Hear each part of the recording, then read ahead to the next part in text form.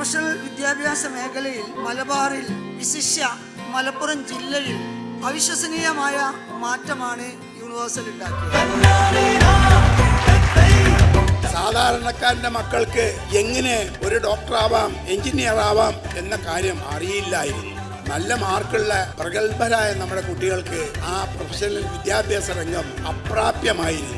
ആ പാലി കയറാൻ മലയാണ് യൂണിവേഴ്സിറ്റിയിലൂടെ മലപ്പുറം ജില്ലക്ക് ഇതിന്റെ സാരഥികൾ സമ്മാനിച്ചത്.